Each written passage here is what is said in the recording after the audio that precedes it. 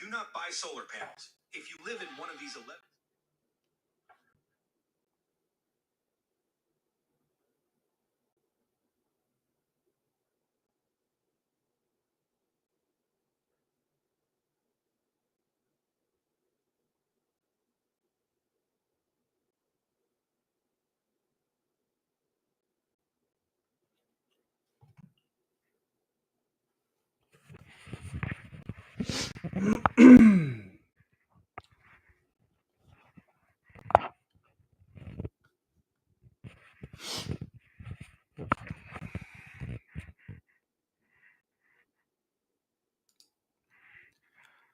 The Tampa Bay Buccaneers fell in their preseason opening game to the Miami Dolphins 26-24. It's very late. We're going to talk about a little bit of it here on this bonus episode of the Locked On Bucs podcast.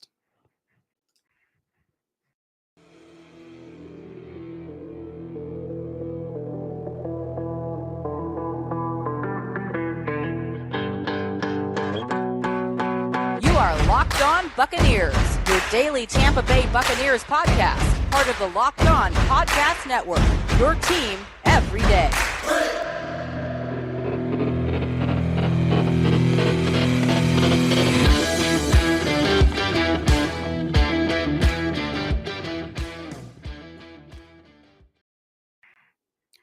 What's up, Bucs Nation? Welcome to this live bonus episode of the Locked On Bucs podcast.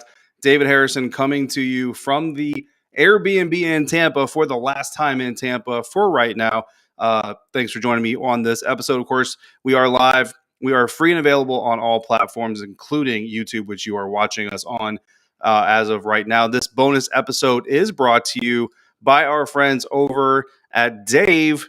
If you level with me, we've all been in a situation where we have a little bit of a cash deficiency and maybe we need to put a little bit of gas in the tank. Maybe we need to buy some late-term or some short-term groceries so we get to our paycheck. Maybe we have a bill that we need to pay and we just need a little bit of a help. Well, maybe you could get that help, or what if you could get that help from Future You? Our friends over at Dave can help you do exactly that. Dave is the banking app that can help you get up to $500 instantly with extra cash so you can get that gas, get those groceries, buy that gift, or pay those bills. Just download the Dave app from the App Store right now. That's DAVE, and sign up for an extra cash account to get up to $500 instantly. For terms and conditions, go to dave.com/legal.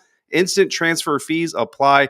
Banking provided by Evolve, member FDIC. Future You will thank you. So on Saturday, the Tampa Bay Buccaneers hosted the Miami Dolphins in their preseason opener for both teams. Both teams having their first preseason game of the season, and a little bit of an up and down affair. If you watched it, if you didn't, we'll kind of quickly go over it.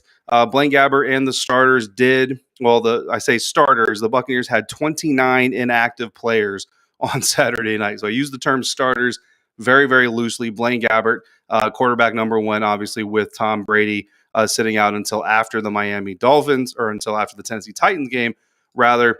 It was the Miami Dolphins who got the scoring going with a 33-yard field goal from Jason Sanders, and then Jaelon Darden caught a 23-yard touchdown pass from Blaine Gabbert for the Buccaneers' first score of the game. That would be his only catch from Blaine Gabbert, only catch of the night. The Buccaneers eventually took a 14-3 lead, and then a bunch of Miami Dolphins field goals. Kyle Trask did some good things, and then Kyle Trask kind of came off. The wheels came off of Kyle Trask's momentum wagon there for a little bit. So that's the biggest story from this game, right? Is quarterback Kyle Trask. That's who everybody really wanted to see, I think, for the most part in this game, is whether or not Kyle Trask was going to take that step forward in year two as a Buccaneers quarterback. Go back to when Tom Brady was retiring. Everybody was discussing, is Kyle the next guy, or do they need to draft somebody, or they need to trade for a veteran? This was basically Kyle's opportunity to kind of show what the Bucs would have been dealing with had they gone with him as their quarterback here in 2022. Fortunately, Tom Brady came back. They didn't have to have that realization. Now, through practices, of course, there was the infamous video that the Buccaneers social media tweeted out and then quickly deleted as soon as Kyle started getting drugged through the comments. But unfortunately, or just the way the internet works, it was captured by other people anyway, shared anyway, disseminated. Definitely not a good look for Kyle. And honestly, in the practices I've seen him in, very, very up and down, mostly down, to be quite honest with you.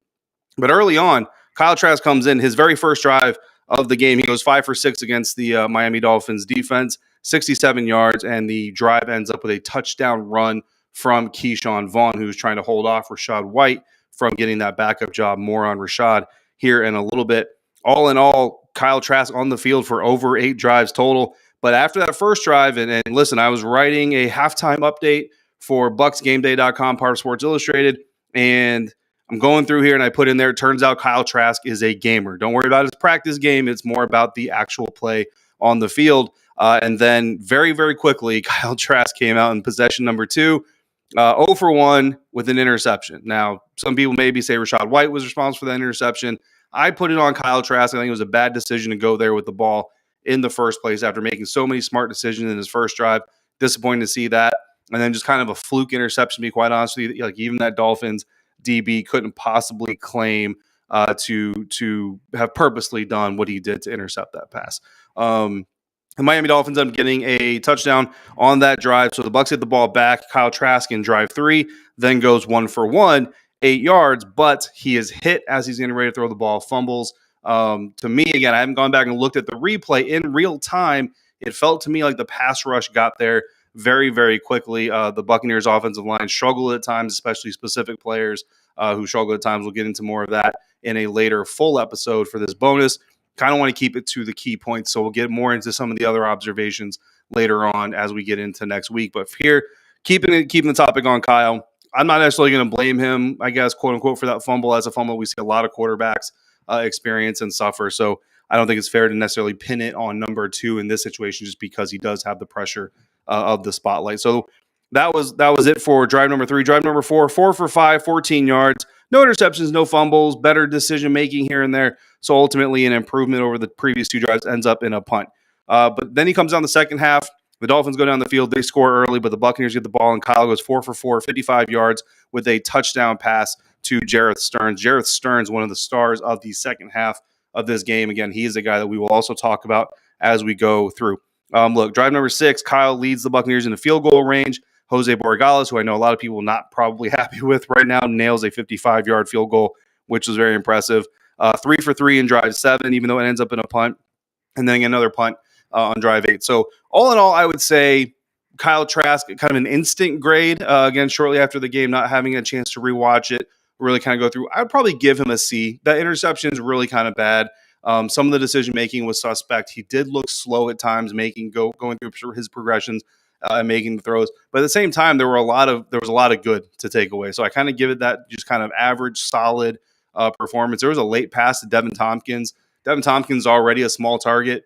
He was throwing into double coverage, but you kind of show that football IQ where he puts the ball really low between the defenders. And basically, it's what you always say, right? The only person that was going to come away with that pass was Devin Tompkins. And Devin goes down, slides in between the 2 defenders, makes the catch, ends up putting them in field goal range. Unfortunately, as you guys all probably know already, Jose Borregales does miss that field goal, and the Tampa Bay Buccaneers lose 26-24. So that's kind of the initial thoughts around Kyle Trask. An up and down day, mostly good, I would say.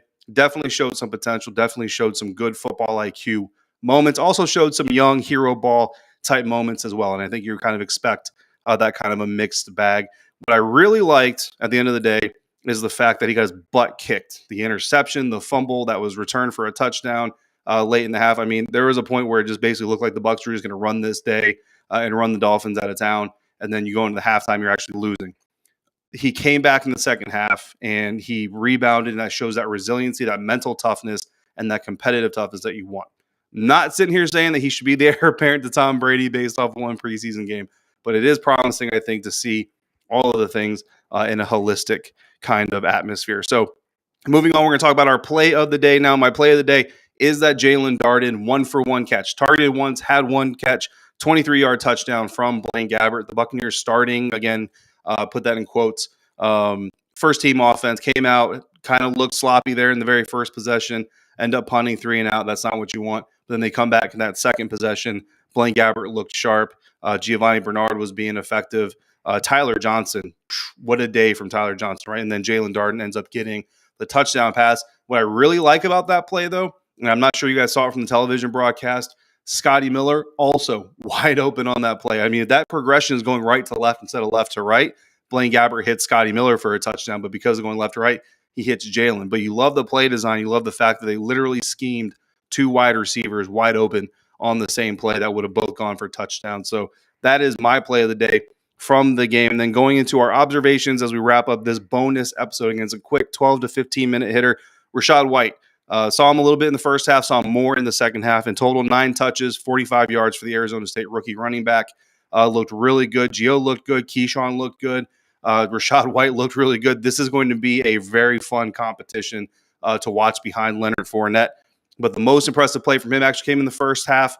He chip blocks. He protects his quarterback, Kyle Trask. He keeps the blitzer from getting to his quarterback, releases just in time. Kyle finds him, a smart decision, dumps it off to him. He breaks the tackle and hits the afterburners, as they like to say, to get a very nice gain for his team. That's probably the play of the day. But in total, again, 9 touches, 45 yards, good blocking, good catching, smooth running, good decision-making, very patient, like veteran-level patience coming from the rookie. So you love to absolutely see that from him. My second observation is roster context. Now, look, I know both teams came in there without their starters, right? Tua didn't play. Teddy Bridgewater didn't even play. Like the Dolphins' second quarterback didn't even play. Shout out to Skylar Thompson. Like the Dolphins, he might be the only quarterback in the NFL that played all 4 quarters of his team's game. I'm not sure about that. Don't quote me on that, but I would be very surprised to find out that another team did that. He actually did very, very well for himself considering everything else. But while the Miami Dolphins sat 17 players on Saturday, guys, the Tampa Bay Buccaneers sat 29 players, all of them difference makers, all of them impact players. Only one of them injured. Well, some of them are injured, but one of them seriously injured, Ryan Jensen. The other ones looked like they'll be kind of temporary injuries and come back. Maybe even Ryan will be a temporary injury, right? So I just think the context of that, this team was ready to play. They were on the same page. You didn't see any just kind of gross miscommunications or guys out of play. There was one defensive play at one point in the second half where one of the safeties kind of got into it, one of the corners kind of saying, hey, what are you doing? Where were you? All that stuff. But if you have one really bad mental mistake, considering that you literally sat 2.5 units worth of players for this game, I think that shows very good coaching and it shows very good absorption of the message and the scheme from the players. So something to be happy about in your team. You can see that the function of the team as far as teaching, developing, and executing is absolutely there. So roster context was kind of my second observation. And then Tyler Johnson. I mean, Tyler Johnson, probably the player of the game. If you had to go through and pick one specific guy, 6 catches on 7 targets, 73 yards. Didn't have a touchdown, which you feel bad for. And honestly, the one catch that he didn't have, it was a mental mistake on him. Tried to take off with the ball before he had it in his hands. Really should have come down with the 7th catch. So he would have been 7 for 7 for about 80 yards. I think it was about a 8 to 10 yard catch that would have been. But Tyler Johnson definitely doing a lot of work for himself. But some good to come out of this Buccaneers games, guys. This game, even though it's a loss, the preseason, not necessarily about winning or losing. You want to win, right? You definitely want to win anytime you go out there and compete. I think everybody does. But at the end of the day, it's about putting good film on, seeing the development in players and the team.